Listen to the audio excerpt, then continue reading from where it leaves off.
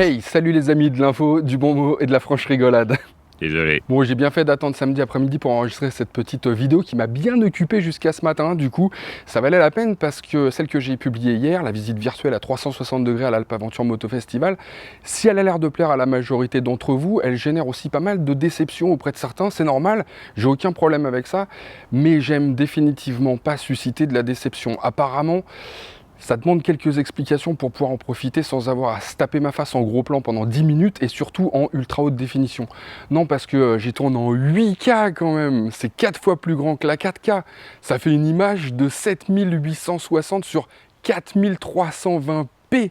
Alors si certains la regardent en 720p ou en 360p, alors là ça me défrise. Mais je reviendrai là-dessus à la fin de la vidéo pour pas embêter les 90% des gens qui ont absolument eu aucun problème de visionnage. On passe donc aux infos avec Triumph qui a dévoilé sa future Trident.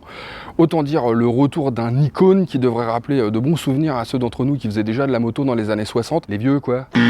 Mais probablement plutôt 90 puisqu'on peut pratiquement dire que c'est la Trident qui a sorti Triomphe de l'Ornière en 92, 93 avec les Trident 900 mais aussi 750 et d'ailleurs manifestement la future Trident des années 20 devrait revenir dotée d'un 3 cylindres de moyenne cylindrée. Quelque chose me dit que ça devrait être celui de l'actuelle Street Triple 660 pour qu'elle puisse être bridable à 2 par exemple. Un modèle dont on aura bientôt l'occasion de parler sur cette chaîne d'ailleurs, la Street Triple A2, et je crois de façon assez originale.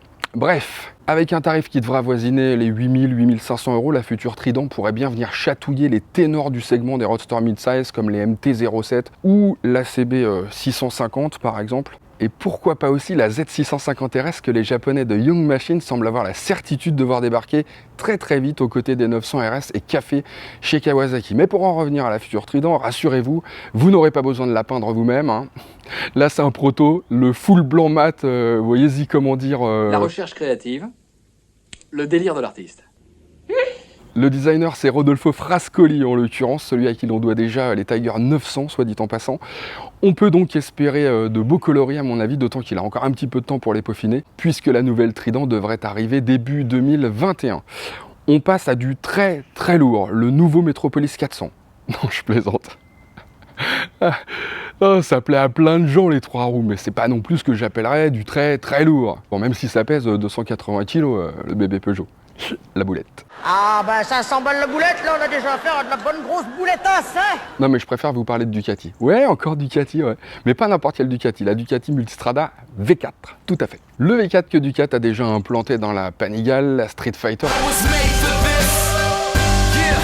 probablement dans le prochain Diavel ou X-Diavel, va débouler dans la future Multistrada, c'est pas moi qui le dis, c'est Ducati dans un communiqué célébrant les 100 000 multis vendus depuis le début du siècle. Je cite, le développement est en cours et en 2021, la famille Multistrada comprendra des motos bicylindres 950 et 1260 auxquelles viendra s'ajouter une version avec un nouveau moteur V4 spécifique.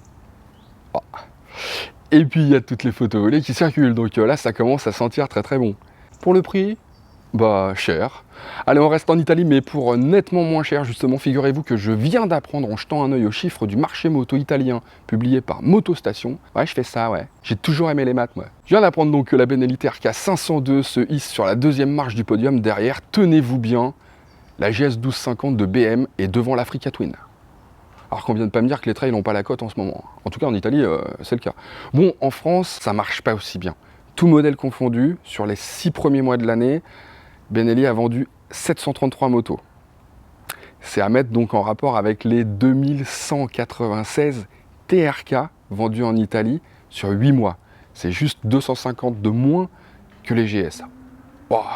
Et puisqu'on parle de BM, vous n'êtes pas sans savoir que pour le scooter électrique, bon, ça sent un petit peu le sapin. Le C-Evolution est amené à disparaître du catalogue. Faut dire qu'après avoir vu ses ventes annuelles passer de 227 à 846 entre 2014 et 2018, elles ont brusquement chuté à 350 en 2019. Parlons pas de 2020, Covid oblige, ils en sont à 75. Vous imaginez, de 846 à 75 en 2 ans, ça c'est du brutal. Bref, il est temps de renouveler le modèle. Alors on ne sait pas précisément ce que BM nous prépare. Il y aura forcément de l'électrique quelque part, mais les annonces devraient plus tarder. D'ailleurs ça commence, puisque les Allemands viennent d'officialiser l'arrivée prochaine des nouvelles G310R et GS Bon, question design, ça n'a pas l'air de beaucoup changer. Reste à savoir maintenant si en passant à Euro 5, le moteur, lui, va pas perdre encore un petit peu de niaque. Non, je dis ça parce que c'était pas mal en châssis, honnêtement, mais le moteur des GS310, c'était pas les plus ébouriffants, quoi. En revanche, il pourrait se faire plaisir. Pourquoi pas une GS310 Scrambler, par exemple. Et avouez que c'est quand même pas mal, je suis tombé là-dessus en me baladant sur le net. Franchement, c'est la classe. Allez, avant de revenir sur la vidéo en 360, deux choses. Quelqu'un sait-il ce que devient Wallan? Pas une vidéo depuis la présentation de ce GeoRide 2. Vous savez, c'est l'évolution de son boîtier connecté qui a cartonné là. Bon, je le connais pas personnellement, mais le mec est incontournable sur YouTube, donc ça me titille, moi, cette histoire. Donc si vous avez des news, n'hésitez pas. Et puis je voudrais porter un petit coup de projecteur sur une nouvelle chaîne YouTube. Elle s'appelle KTM Adventure France. Là encore, je les connais pas, mais les gars ont lancé la chaîne fin mars, en plein confinement. Déjà ça force mon respect. Depuis, ils ont publié 31 vidéos et ils n'ont que 383 abonnés. Alors vous attendez pas à des trucs de malade, c'est des petits tutos mécaniques, ça parle équipement.